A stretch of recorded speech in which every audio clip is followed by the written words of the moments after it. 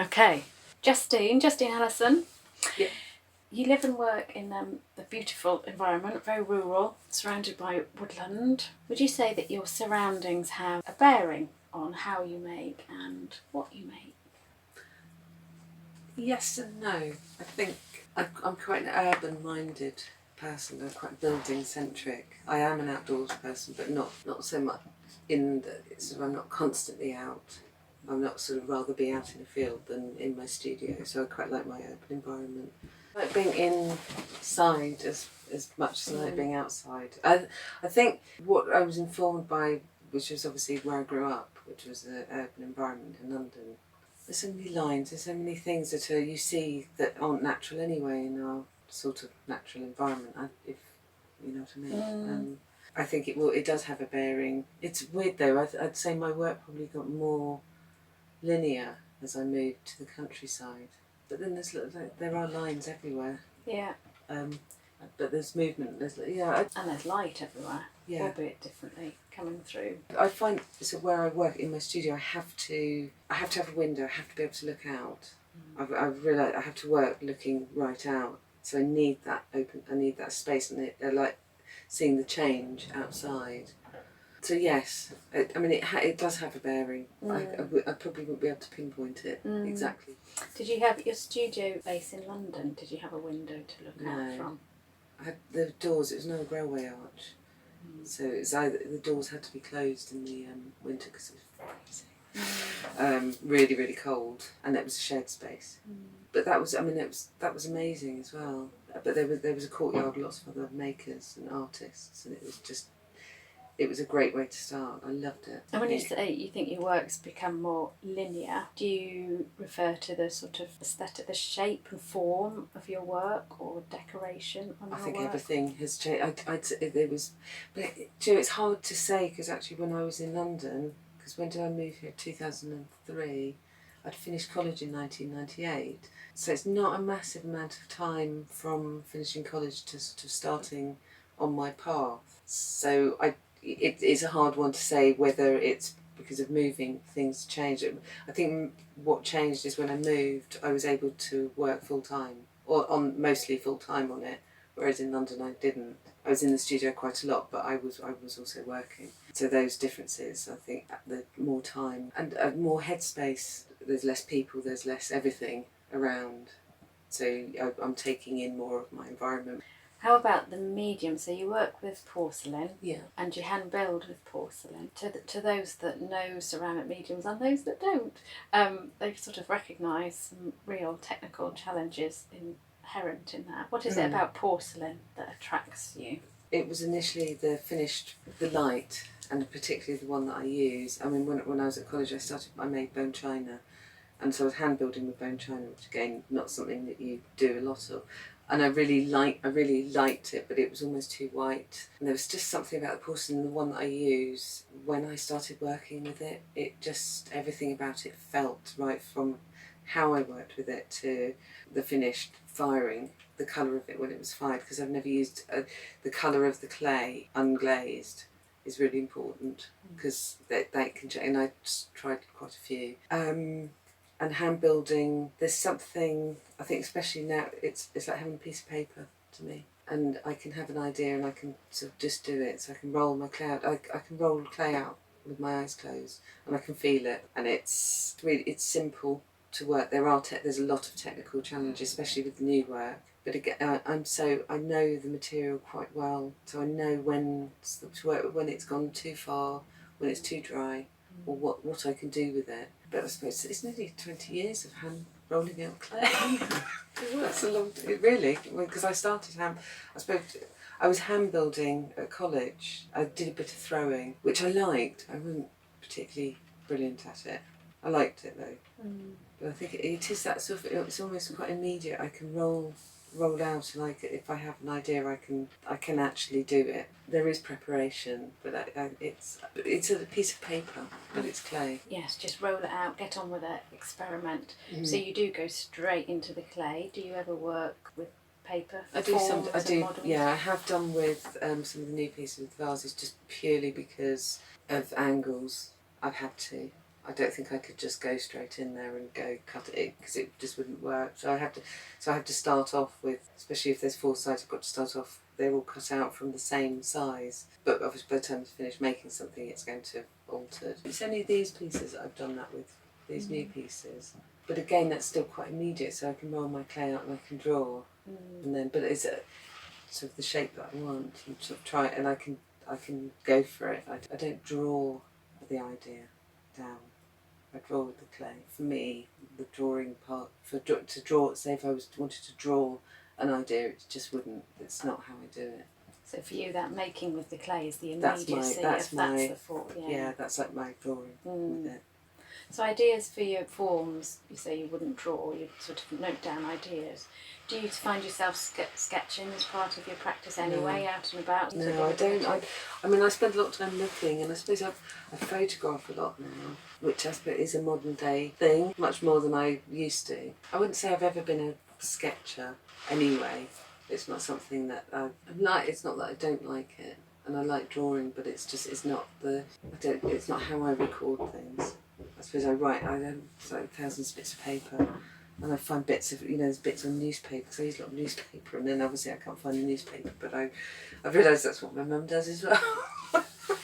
It's snippets of things that she's thought of, and then I find that I'm doing the same as well. Collection. So, but then it's almost to sort of write it and then it's discarded. Is it the same with photographing then? You just reference you photograph quite a lot. Is that about recording an instant? Sometimes, yeah. Yeah. But again, discard those a bit. You can be quite flippant with it. Interesting, that use of photography, and as you say, you can discard it or put it to one side. So maybe it's about logging a visual impression, and because you're doing it other than just looking, you're sort of seeing it through a third dimension as well. Does that mean it logs? I think it becomes something different, but then actually I'm sort of wondering because it's done so frequently. I mean, it's quite interesting to just log an image in your head. Can you tell us a little bit about the forms of your work? So you make a lot of vessels. Yeah. And I know you play's the wrong word, explore that balance between form and function. Yeah. How do both of those interplay for you in terms of priority? Probably form over function, but everything on the whole can be used, but it is whether it would or whether somebody, because I find that different people have a different take on my work. Some people just think if I look at it I'm going to break it, and other people are very physical with it. It can be used, and that is important, but it's not the priority. So your use of, because am I right in thinking that some of your vessels are glazed on the inside? They're pretty much all glazed. They're all glazed. Yeah. And so is that purely thinking about function? No, because I like the finish of it, and there is something, I have tried things without the glazing. There probably was an element of function to begin with when I first started sort of making the lanterns. So you kind of, there's something about it just makes it feel, it feels more solid to me. Maybe I'm the only one. There's something about it, because I think the glaze fits it really well, so it just brings the whole thing together. I tried something the other day because it was a test piece and I didn't glaze the inside and it felt horrible. Yeah, everything about it felt really brittle, so I don't know if it just softens it, the glaze. Even though it's inside, and especially in the vases, it is in the inside. I suppose that's that element of it is functional. Everyone thinks because it's glazed, it's functional. It would be completely vitrified anyway because it's porcelain. And I think within ceramics, it is, they're tactile pieces. The other forms or methods, if you like, of decoration that you use are very textured and very tactile. Have they come about through a lot of exploration and experimentation over the years? I suppose it's experimenting on things, and it's actually with the stripes, because I'm using an underglaze, it's always you're going to feel it because it's on the surface. Since I've been doing the stripes, there's obviously a lot more going on, so it's got busier. My work. I mean, it's not quite busy, but yeah. Whereas before I didn't use any colour. When I first left college, there was no colour, no nothing. It was all on the surface. It's interesting you say my work's become busier. Because to my eye, it's all about perspective, isn't it? Yeah. It's so calm. Yeah. So it's really interesting because it is incredibly fine in terms of that decoration, and you must have to have a lot of patience, I think, in doing that. Yeah. And so there's a lot there, but the overall impression or impact it has is one of calmness, and Yeah, serenity. yeah. Is that, would you say you're calm as you're making it? Do you feel peaceful? I am quite a calm maker. I'm quite a quiet maker. I can be quite methodical about certain things. I listen to the radio. I like that. I talk to myself when I'm working. I think most people who work on their own probably do. I think I have my daily rituals when it's not certain things that happen at certain times. Probably the most controlled space and time as a person that I am in the studio, whereas everything else around me seems slightly chaotic. Yeah, it is calm in my studio. It's messy, but it's calm. But that's fine. I like my mess. I mean, it's not very big, so it's got everything. But I love my space. It makes me feel it's very much mine. I think it just works for me. So it is calm. I mean, I get there's some swearing's involved if I'm trying something and it's gone wrong, or I've opened the kiln and something's gone wrong, and it's just it generally I know what's happened and it's generally my fault. And it's like, I'm not frenetic when I work. It's just I'm quite methodical, and yeah, I have to be with the dippers and the stripes on, so I probably could go insane at times because the mask tape's the same colour as the clay. I have lots of glasses everywhere in the house now because I can't see anything anymore. You mentioned you referred to colour, and colour sort of crept in. Yeah. Was that a conscious decision, or I'll bring some colour in, and what those colours were? Or was that? They're just colours that I really like, but they're still very subdued. Even when I had the sort of yellowy colour, which I really, really like, but it was quite different. But it's almost sort of, I think it's the thing, if I want to try something, I'm just going to do it. And that, I suppose that maybe that's a slightly stubborn, I'm just going to do it. And how about, I'd say because of the calmness, purity of form, somehow your work is very precious. And in some of your pieces now you use gold. How, again, was that a conscious decision? I'm just going to try this? The gold, strangely, is come from, I've done calligraphy since I was 11. I'm rubbish at it now because I've sort of let it slip. And I used to go to LCP and do calligraphy course with a wonderful lady. And it was mainly beginners, but because we'd done stuff, and I did illuminating with her. So I did old-fashioned proper illuminating with gesso and sort of using gold leaf. I used to use more sort of text and writing in work than I do now. And it was almost wanting to find this bit of gold that I loved doing. And it took me a while to accept that I couldn't do it how I did it. Because you can't burnish it, you can't do that thing that you do on gesso and on paper and parchment. It doesn't work because you're gilding on glass. And it took a really lovely gilder going, no, you've done a really good job for me to slightly accept, because it wasn't, at first it wasn't how because I wanted this burnished. I wanted it to be like it was on gesso and I couldn't do it. I think it was talking to other people and then doing a few and suddenly realise I'm really loving the whole process as well. So it's actually an accident that they've kind of come from my gilding days. Gold leaf, it adds a real luminescence or another dimension, if you like. And light, you talked about, light's very important to you, that you notice and how you are sort of every day, really, in terms of responding, and very important in your work. So as you're creating a piece, will you use the light, hold it to the light to see how it's going to work with light? Really not so much anymore. Because obviously when I'm working with it, it's not translucent. And I've actually got some pieces that are biscuit fired at the moment. I'm really enjoying them, but obviously they need to be fired. But that again is going to change. There's something about the solid nature of them. Yeah, it's just it's part of this sort of process of working, and that's I think it's informing things. So, but I do have, obviously when I'm making, I do have an idea of where things are, how the light's going to work, because I know how thin it is and where you get sort of light coming through and how they feel. Because they've now become not just light, the light around us, it's light as the other lighters in how they feel, because they've become lighter in places. So it's everything. Because of that thinness, physical thinness, Which something I have to be careful on. pieces because it can go too far. So how, in terms of the darker, so some of the new pieces, darker pieces, if you like. Yeah. It's just interesting you said then about that. Use the word solid. Yeah. Solidity of form, and they do have a sort of far more solid feeling. Yeah. That's intentional? It is intentional. It's quite they've still got lots of movement because I'm still obviously making them in the way I make my work, and I don't think I could make something that. I think as soon as you get clay that thin, it's going to move, whatever, and they're high fired. But I really like the quality there. I'm enjoying that as well as the sort of having the two things together. So they're still very much early kind of work in progress. How about spoons? Spoons. Tell us about spoons. When was your first spoon? I'm trying to think, when was I made a little gold spoon. I think it was when Ceri was quite young. And she was about 3 or 4. And I made a spoon with gold on it. You still got it? I don't know. I could probably read lots of things into why doing spoons. It is a vessel. It was just, and also they're really funny. I think I've always like whenever I've gone on holiday, so people want to go off to check out fashion shops. I'm like, take me to a market and give me tea towels and wooden spoons, because I like a good quality tea towel and a really nice wooden spoon. So I think that's where it's come. You know, again, it's something that's a practical item, made impractical. And do you use a mould or a template for your spoons?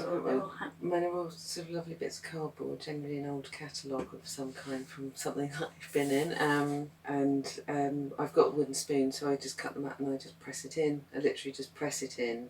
So I've got the bowl, and then I make little props and I prop it up because I quite like the handles to be really flat. And then that really sticking up, so it's quite impractical.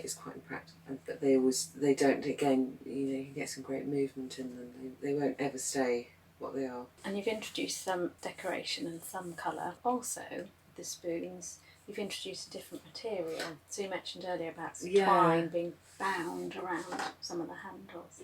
Is that just experimentation? Because it's a real contrast. It is a real. I really want. I've been thinking about it for quite a while. And I think it was because they're so thin, and it suddenly makes it feel sort of very, very different. And I suppose it was taking the impracticality of it a little bit further as well, because it's using hemp twine, so it's not even something you could delicately use and then wash. You kind of really can't use it.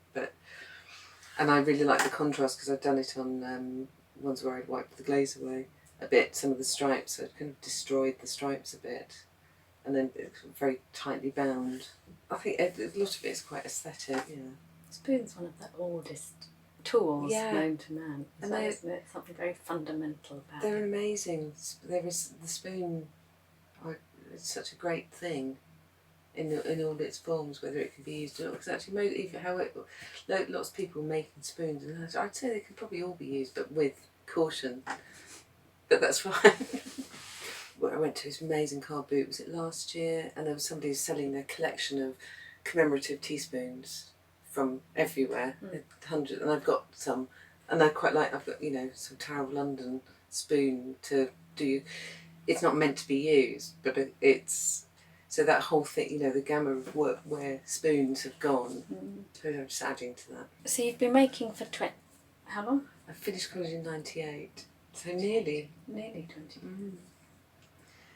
And obviously plenty of influences, conscious or unconscious, along the way, I suppose. Would you pick out any particular times or experiences where your work has taken not a different direction, but that you could say has immediately affected the direction of your work or not? Be that travel or conversations or... I don't really know. No, I think there's been so many. Probably. I think having the studio, when I first started working in the studio in Peckham, so it was, you know, not long after college and suddenly out there on your own. I suppose that's when I started hand building the way I hand build now, and that was that was an eye-opening time for me. And I think because of the response, it's also that response that I got to the work that I was making then was really, you know, has a massive impact, because I'm not just making things just for myself, I am definitely making things to be seen. So you're happy for your work to be shared. How about your tools? Tell us about your rolling pin. My rolling pin, don't touch my rolling pin. one with my name written all over it. Yeah. Somebody once borrowed my rolling pin when I was in Peckham in my studio, and I got into the studio to work and couldn't find it anywhere, and then I found it and I went and bought it. I had to go and buy another one because I literally couldn't find it, and then it was found and it had been washed but it had red clay all over it, and somebody was very flippant about the fact, well, just, you can wash it. Oh, you can't. Hence I've still got my name on it. So the rolling pin you've got now, is that the one that was washed? No. Or is that No, that was the replacement? Yeah, because the one that was washed I do still have, but it's definitely not, you just don't do it. So alongside your rolling pin, have you got any other trustworthy tools that you couldn't do without? I've got this knife that's got a broken blade in it, and I can't do without that. So I dread, it's like I'm really careful because I don't want to drop it. But it's the one that I use for doing certain cuts in the clay. And then I've got some craft knives. They're really nice and rusty, but again so it's my rolling pin that I use. I've got several different paintbrushes, a craft knife, I've got a scalpel, and I've got several bits of cardboard that are really important as well, that have things written on them, but they are so I don't have a lot, but they're always to my right when I'm working as well, so I don't really OCD, but yeah. I was thinking OCD. I was thinking then ritual. Yeah, it is ritual. I have everything's. I've got my rolling pin. Yeah, it's all to this side. I know, okay, I'm right-handed, but it's very much the rolling pin goes here, and then I've got my cardboard there that sits under something else.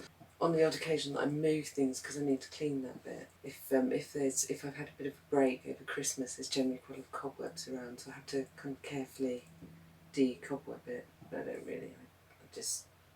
I still just work around it.